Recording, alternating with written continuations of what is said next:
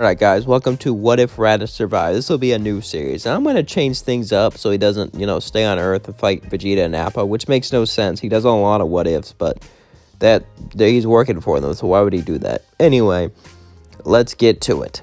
This will play out pretty much the same until Raditz had Gohan. He could have threw him in the pod, but for some reason he didn't want to. There was something inside of him telling him not to, as he just knocked Gohan out and threw him next to the pod. As then he fought Goku and Piccolo, suddenly Gohan would get mad and jump. But since he wasn't in the space pod, he wouldn't break the door, as he would fly towards Raditz, hitting him to the floor.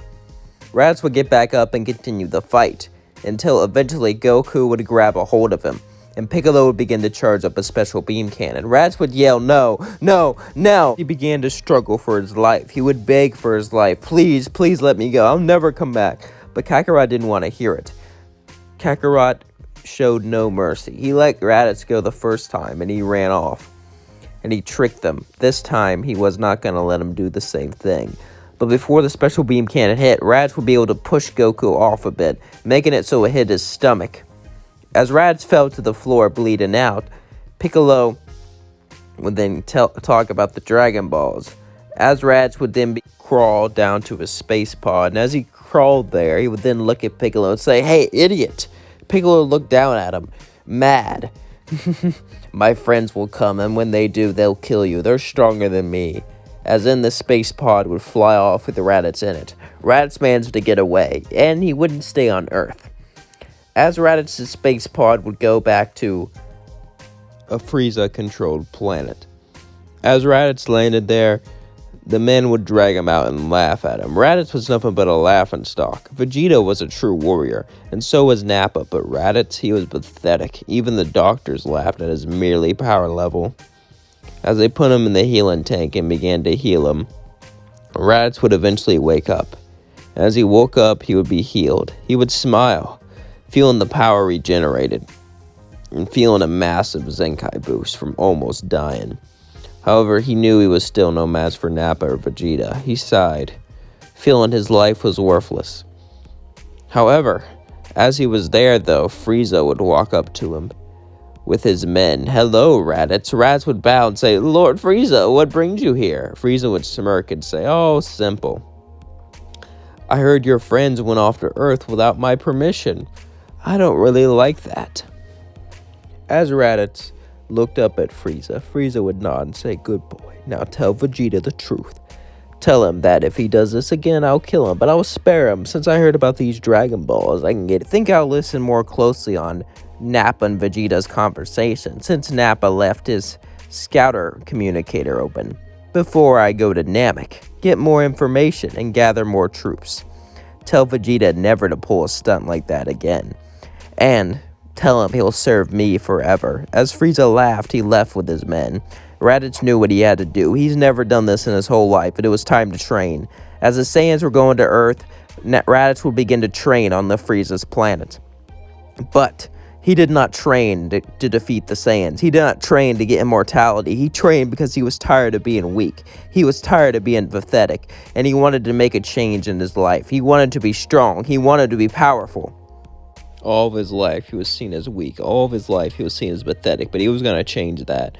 As he trained day in after day, just like Piccolo, just like Kakarot, but he trained for himself. He trained to better himself once and for all. After he trained, he would blast a hole in his chest. Almost every day, he would give himself a minor or a big Zenkai boost, and they would drag him into the chambers and begin to heal them. They would laugh at Raditz, seeing him as pathetic, wounded himself again and again. But Raditz's power grew more and more and more with each Zenkai, with each training. Eventually, Raditz's power even surpassed Nappa. He wasn't stronger than Vegeta, but this massive power boost from non-stop training made him feel more confident, and this confidence would help him fight. This confidence would push him through. This confidence would go through Raditz. Raditz was once nothing. He was once the bottom of the runt, but now he's stronger than Nappa. And as he trained, he felt his power rise, and he felt his confidence soar. One day, as Raditz was training, other Frieza soldiers would walk by. As they looked at Raditz, they would begin to laugh, but Raditz would look at them. "What are you laughing at, punks?" They were then confused. Was this lower-class trash talking back to them? No, that can't be. As they walked up, suddenly Raditz punched one straight to the floor. As they all charged at him, Raditz would smirk, and he began to tear them off, limb from limb. He would kill them like they were nothing. This might make Frieza mad, but he didn't care. For the first time ever, he didn't care about anything. He felt the rush of victory with each battle, with each fight, and he felt his confidence grow. After he won, he merely sat down and began to listen in to Vegeta and Nappa. And as he listened, he heard about Kakarot coming back to life. And as he reached there, about to fight Nappa, suddenly Vegeta heard a voice on his scouter. Well, well, well, well, well. It seems my brother is back. Is he more than you can handle? Vegeta says, what are you talking about? Raditz, is that you? Why didn't you come with us? It doesn't matter. You would only get in the way. Raditz said, shut up. I surpassed Nappa. Nappa would laugh. That's impossible. As they were talking, Goku would look confused, but then he realized something. They must be talking to Raditz, as they can talk on their communicators. Why are you even calling? I'm calling to let you know that I'm stronger than I was before, and that I'll be your right-hand man now, not Nappa. Vegeta says, oh, is that so? I guess Nappa will have to teach you who's in charge once we get back. I guess so. If he even makes it, I bet my brother will kill him easily. Vegeta laughed. You low-class Saiyans are funny. Now buzz off, he said as he took off the scouter.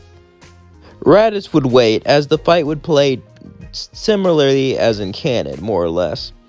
Eventually, however, Vegeta would arrive all beaten up, and Raditz would wait as he was healing. As Vegeta healed, he said, what do you want? Test my power, Vegeta. Feel how I'm useful for you now. I'm no longer the low-class runt that I was before. Haven't you seen Kakarot? He proved that a Saiyan can get stronger. Shut up! I'm better than Kakarot, and I don't need you. But as they were talking, suddenly Kui would walk in. Oh, hello, guys. You two arguing? Well, Raditz, if you're not going to deliver the message, I will. Raditz says, buzz off, Kui. As Vegeta would look at Raditz, and Raditz would tell him that Frieza was heading for the Dragon Ball, so they would both run off. But before they went into the space pod, Vegeta looked at Raditz and said, do you really want to be my top man? Do you really want to be my second in command? Raditz would look at him and would nod. Alright then, let's fight. Raditz would look up Vegeta, scared. Fight? He was always the boss. He was always so far ahead of him. How could he fight him like that? But he would nod, and they would both begin to spar. And Vegeta was actually impressed. He could sense his power level without a scouter, so we knew how powerful Raditz was now. Maybe it was through training or something. Vegeta was starting to respect the idea of training, and he was ready to do anything to beat Frieza. However, while they were fighting, Kui would be watching. Hey, you two monkeys, get back here. Lord Frieza told you to stay here, so what are you doing? Are you gonna go rogue?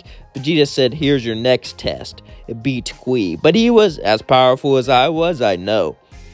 That's why it's a test. Raditz would then go and begin to battle Kui, as they are both pretty evenly matched. Raditz was pushing himself very heavily and got some good Zenkais while training. However, Kui would still be ahead of him, and as they were battling each other, Kui began to beat up Raditz, torture him, brutalize him. But eventually Vegeta showed up and blew him up. Vegeta would laugh. You still couldn't beat him? How pathetic. I should kill you now. But, you know what? I'll give you another chance since I'm so generous. And you did tell me about Frieza. Raditz laid there in the healing pod. He eventually would get better, and he would fly off to Vegeta. It seemed that Raditz would keep working for Vegeta, and Vegeta and Raditz were on a mission to get immortality and to get the Dragon Balls. Raditz wanted revenge for his brother. He wanted to prove that he was a strong, powerful Saiyan, and Vegeta just didn't want to be under Frieza anymore. So it seemed like they were working together. Will Raditz and Vegeta's friendship/partnership last?